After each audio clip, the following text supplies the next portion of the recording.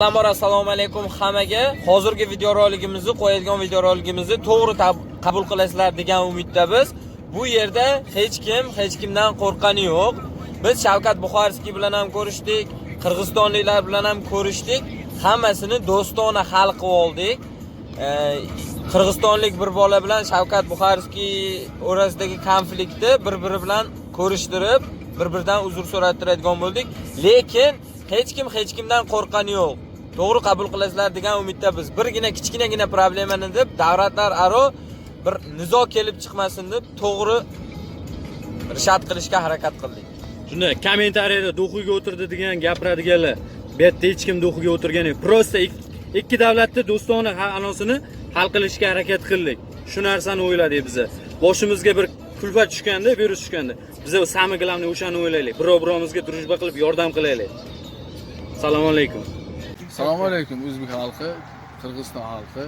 Qarashki kecha men va'da berdim, o'sha Shavkat Buxarskiy o'zimizni zemlyagimizni topamiz deb. Prosta abishat qo'rqqanim uchun emas, prosta abishat qildim men. O'zbeklar nomidan abishat qilganim uchun. Qarashki gaplashib olganmiz, hammasini gaplashganmiz. Keyin mana bu Shavkat Buxarskiy orqasidan chiqarayotgan o'zbeklar hammalang bo'lib videoni to'xtatinglar. Qarashki biz qirg'izlar bilan kelishib oldik. Hadimay hozir bana gaplashdik. U aytayapti, u birinchi va so'kishgan qirg'iz bilan gaplashtiramiz deyapti. Ikkovini gaplashtiramiz, bir-biridan uzr so'raydi, bo'ldi, ora ochiq bo'ladi deyapti. Mana Shavkat Buxarskiy abishat qilganim uchun mana keldim, mana Shavkat Buxarskiy. O'zimiz zemlak. Assalomu alaykum qadrbaland qadrdonlarim, radnoylarim.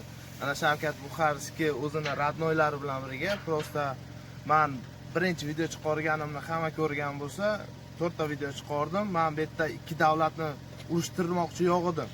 Men prosta ikki davlatni do'stligini saqlab qolmoqchi edim. Radnoylarim, meni podeshka qilib o'tirgan aka-uka, opa-singillarim, bo'ldi qilinglar, iltimos sizlardan. Ikki davlatni bir-biriga urushtirmaylik. Bu katta urushga aylanib ketayotgan ekan. Jonlari sog' bo'lsin, umrlari uzoq bo'lsin. Qirg'iziston xalqi, men sizlardan uzr so'rayman. Agar nepravильно gapirgan bo'lsam, jonlari sog' bo'lsin. Hech qachon men narsistlik qilmadim. Lekin aka-ukalarim sizlar, men birta joyga ishlaganman, qirg'izlar bilan, tojiklar bilan, hamma bilan ishlaganman. Men nima demoqchiman? Kelinglar aka-uka bo'lib qolaylik.